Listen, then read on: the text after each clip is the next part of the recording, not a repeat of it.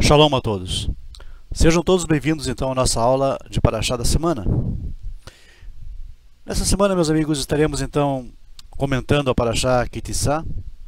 E a Parashá Ki Tisa encontra-se em Shemot, capítulo 30, verso 11, até o 34, verso 35. E como é de costume, uma pequena história para iniciarmos então o nosso comentário da Parashá dessa semana. Conta uma história que um menino chamado Jaime era um garoto profundamente ingênuo. Ele nasceu e cresceu na cidade grande, mas nunca teve noção do que era o campo, do que era o interior. Ele comprava então todos os dias os pães na panificadora, mas não tinha a mínima ideia dos processos necessários então para fazer os pães. Ele pensava, na sua ingenuidade, na sua simplicidade, que assim como as maçãs, como as frutas, as peras, por exemplo, os pães também já nasciam prontos e eram colhidos. Certa vez, seus pais então tiveram que mudar para uma pequena fazenda. Eles iriam passar então algum tempo por lá, e seria então uma grande oportunidade para que Jaime pudesse aprender algumas coisas realmente novas. Então eles se tornaram, assim que chegaram ao campo, eles se tornaram vizinhos de um agricultor, de um homem do campo, com extensos campos de plantação, de cultivo. Nos primeiros dias, Jaime viu o vizinho dirigindo um trator e abrindo sulcos na terra. Parecia ser algo muito interessante.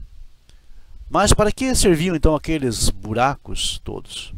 Ele se perguntava. No dia seguinte, ele estranhou ver o agricultor atirando nos sulcos alguns feixes de trigo. Por que ele estragava tanto trigo assim, jogando naqueles sulcos? Ele se perguntava. E para o seu desespero, ele viu novamente o agricultor passar pelo campo enterrando de vez aquele trigo. Jaime ficou um pouco chateado e sem entender muito as atitudes daquele agricultor. Parecia tudo um grande mistério, mas ele parecia um grande tolo, na verdade. Para Jaime, aquele agricultor era um grande tolo. Passados então alguns dias, ele foi novamente até o campo e viu que começava a brotar algumas plantas. Alguma coisa começava a brotar da terra. Mas que cena maravilhosa! Ele ficou pasmo com aquilo. O campo inteiro estava florido. Ele pensou que aquilo era um grande jardim plantado para enfeitar a fazenda vizinha. As plantas foram crescendo, crescendo e viraram belos feixes de trigo, belos ramos de trigo. Jaime todos os dias acordava e ia ver aquele maravilhoso campo. Mas uma surpresa o esperava. Certa manhã, o agricultor levantou cedo e, junto com muitos funcionários, todos munidos de foice, começaram então a cortar aqueles ramos, aqueles feixes de trigo. E Jaime ficou desesperado. Por que aquele homem malvado estava estragando aquele lindo jardim que havia plantado, agora colocando a foice nos feixes de trigo e cortando todos eles? Porque ele estava destruindo tudo aquilo que ele havia feito antes. Fim de contas, ele havia trabalhado por tanto tempo, levou tanto tempo para plantar, tanto tempo para brotar, e agora estava destruindo tudo. Na opinião de Jaime, era isso que estava ocorrendo. No final do dia, já não havia mais nenhum feixe de trigo plantado, nada, absolutamente nada, estava tudo colhido, tudo cortado. Tudo havia sido cortado e atirado no chão. No final do dia, não havia mais nada. Para piorar, aquele homem malvado ainda pegou uma carroça sem rodas, puxado por bois, e começou a passar por cima dos feixes de trigo, destruindo-os completamente. Depois recolheu as pequenas sementes que haviam se separado e, para completar a maldade, moeu todas elas, moeu todas aquelas sementes, transformando-as em pó. Mas que desperdício, pensou Jaime. Não aguentava mais aquilo. Ele tinha que ir embora e abandonar aquele lugar estranho.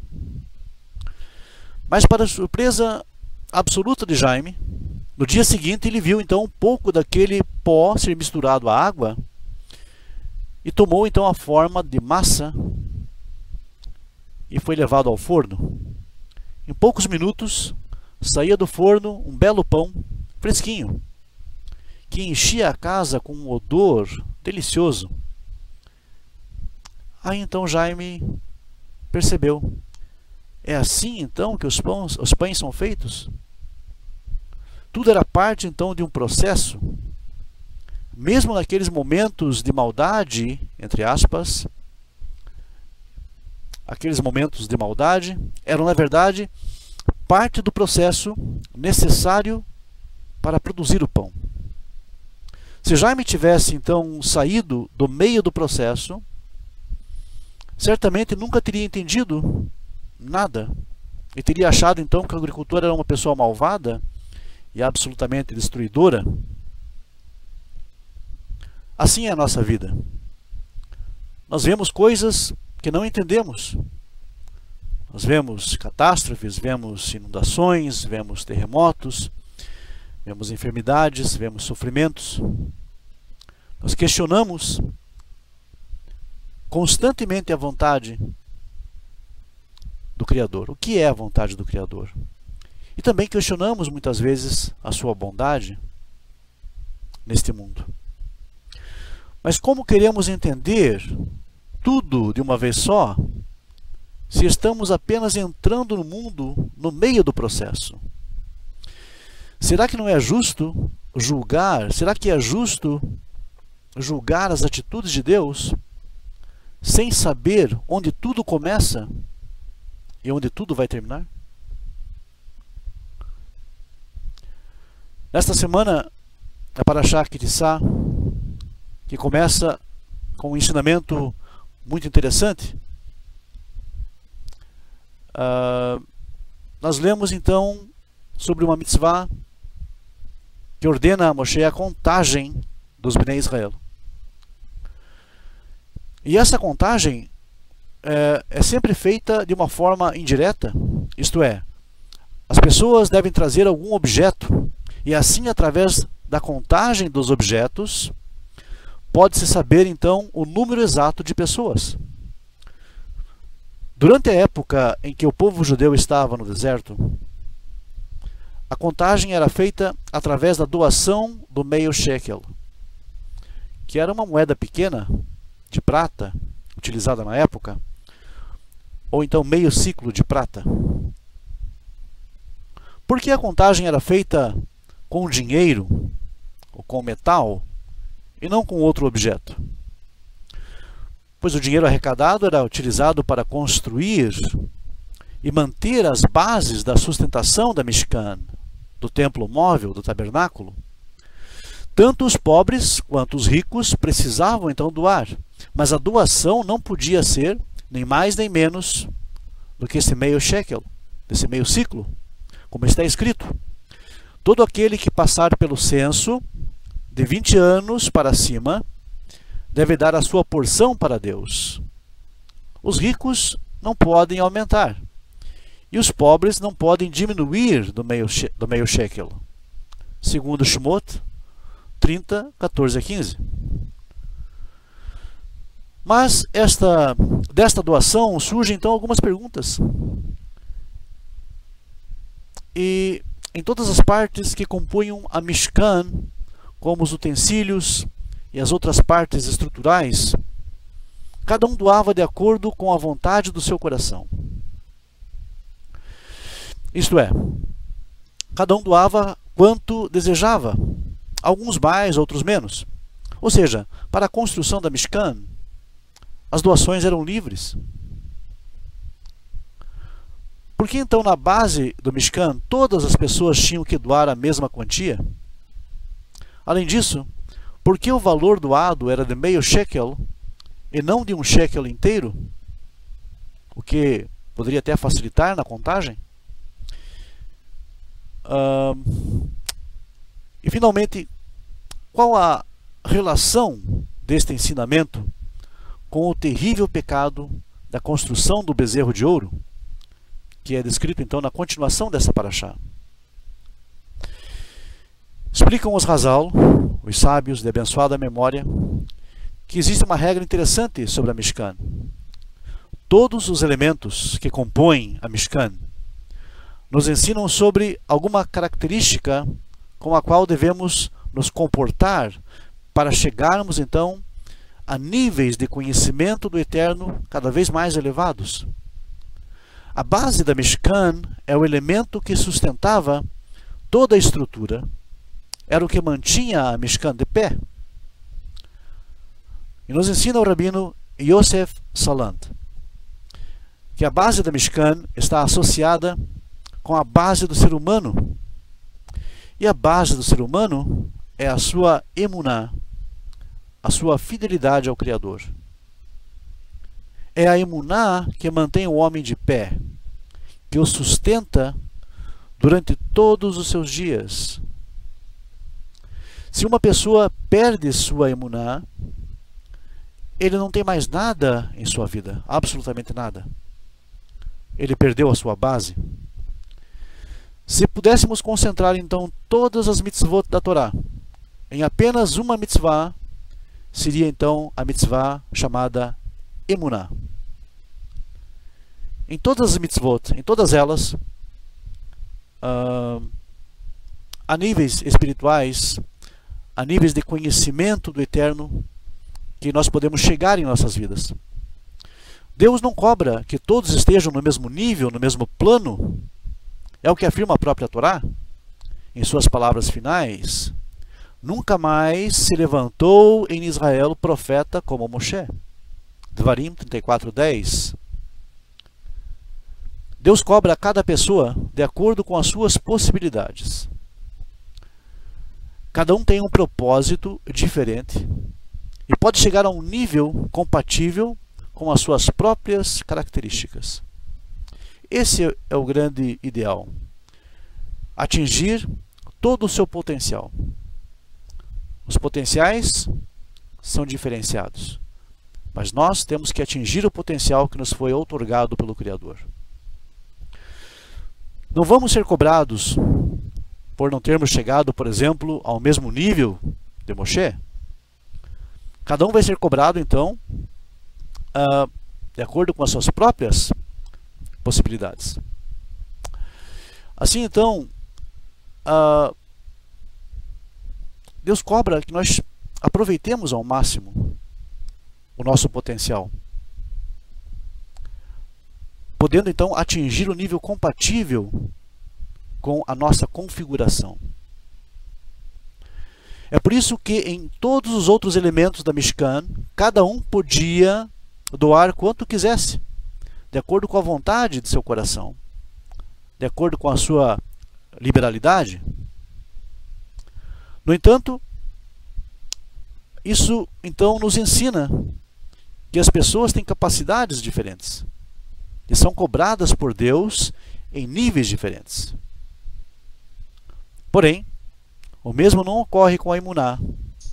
O nível de emuná que devemos ter na vida é o mesmo para todos, independente do nível de cada pessoa, independente de qualquer outra característica, pois esta é a base. Cada ser humano deve trabalhar para chegar até o máximo nível possível de emuná, tanto na certeza da veracidade de cada palavra da Torá, quanto na certeza, na confiança de que o Criador é sobre todas as coisas, que sabe todas as coisas, que está presente em toda a criação. É por isso que as doações que eram destinadas para a base da Mishkan, cada pessoa precisava então trazer a mesma doação nem um centavo a menos e nem um centavo a mais. Mas por que a doação para a base da Mishkan era de meia moeda e não de uma moeda inteira? Por que meio shekel e não um shekel inteiro? Isso nos ensina que um dos fundamentos da emuná é sabermos que em nenhum evento que ocorre em nossas vidas nós estamos vendo o quadro completo. Por isso meio shekel. Temos uma alusão à nossa própria vida, à nossa própria existência. Aqui nós estamos vendo apenas um meio quadro. Estamos tendo uma impressão pela metade.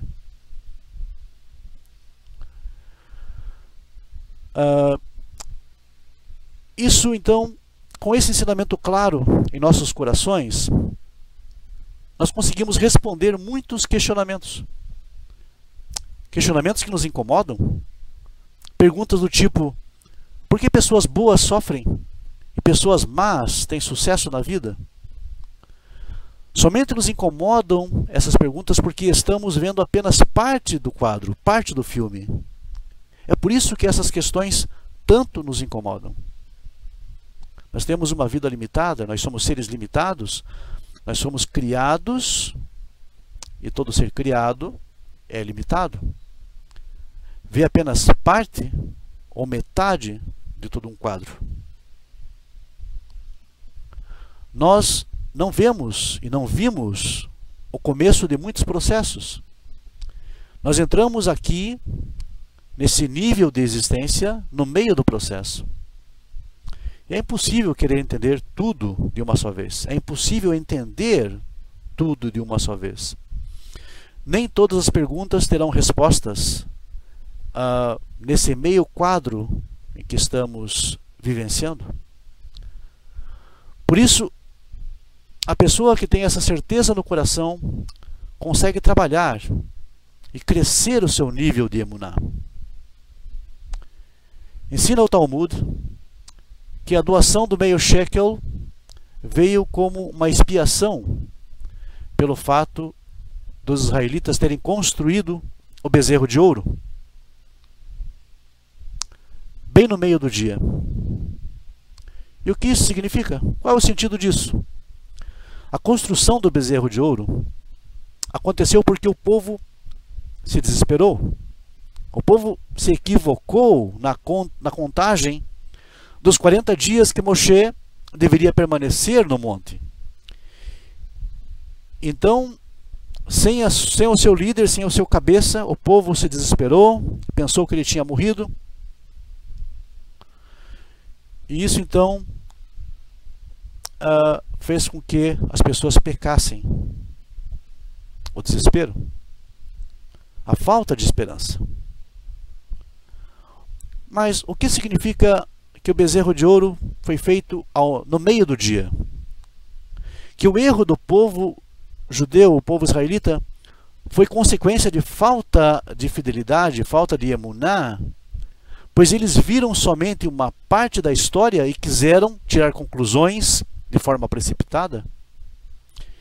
Eles viram meio quadro e anteciparam o filme todo. A consequência, então, foi trágica. Nós sabemos do resto da história. Pois quando se tira a conclusão apressada, normalmente o resultado é negativo. Quando se tira a fundação de uma estrutura, o edifício vai rachar e toda a estrutura vem ao chão, desmorona. É por isso então que os sábios estabeleceram tantas brachot para o povo de Israel. Praticamente tudo quanto se faz no dia está associado a uma brachá. Por exemplo, até mesmo o simples ato de beber um copo d'água está associado a uma brachá. Até mesmo o perfeito funcionamento do nosso corpo está associado no pacto sinaítico com Abrahá. Como agradecimento, como graças ao Criador do Universo. Ele que fez tudo com muito capricho, com muito zelo, e nos mínimos e mais intrínsecos detalhes. As Berahot colocam a tranquilidade no coração de saber que tudo o que o Criador faz é com perfeição e tudo para nosso bem.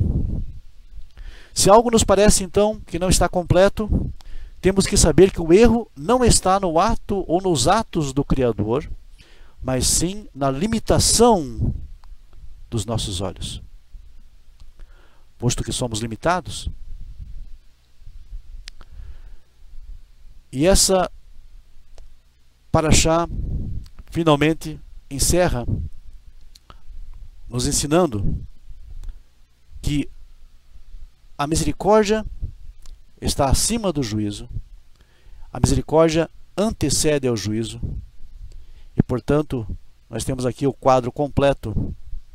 Quando, com emuná, com fidelidade ao Criador, nós conseguimos perceber não só essa existência simples, ou restrita ou limitada, mas através da emuná nós enxergamos além, como enxergou, por exemplo, o patriarca Abraham, além do rio onde ele estava. Ele simplesmente ouviu o Criador, deu ouvidos e partiu. Partiu para estruturar então todo um povo.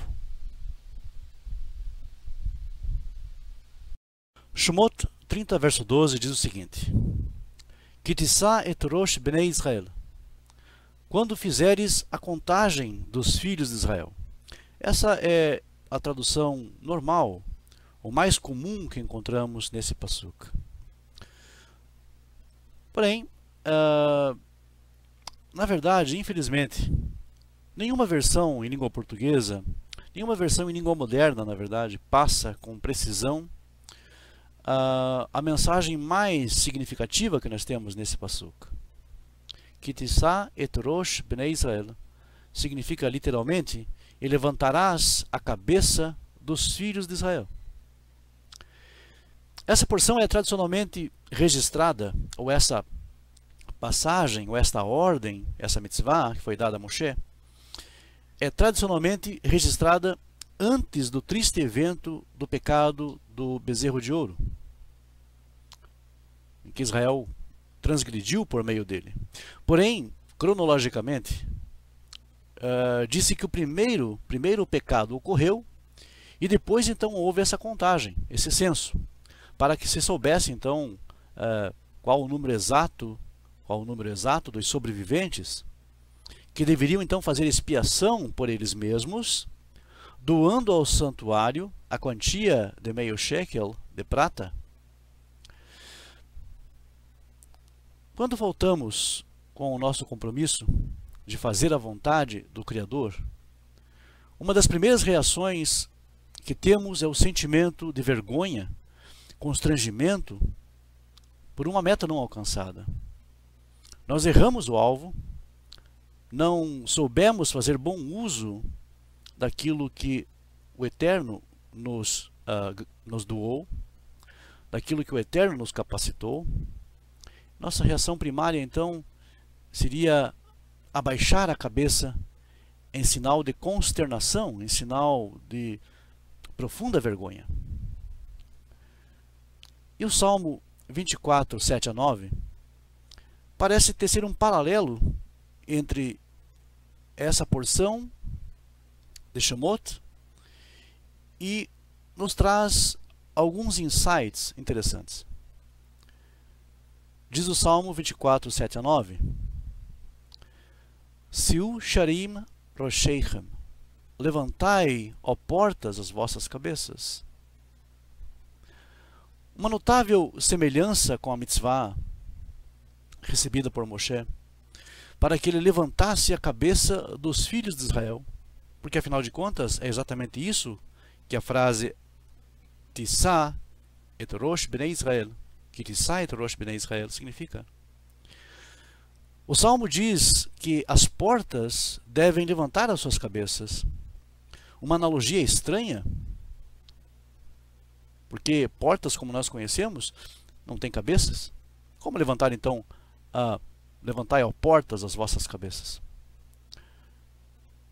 Portas não têm cabeças, mas seres humanos sim. E os salmos foram escritos para seres humanos. É claro que é aos humanos que a passagem do salmo se refere. Nós somos portas, somos portais para o Criador.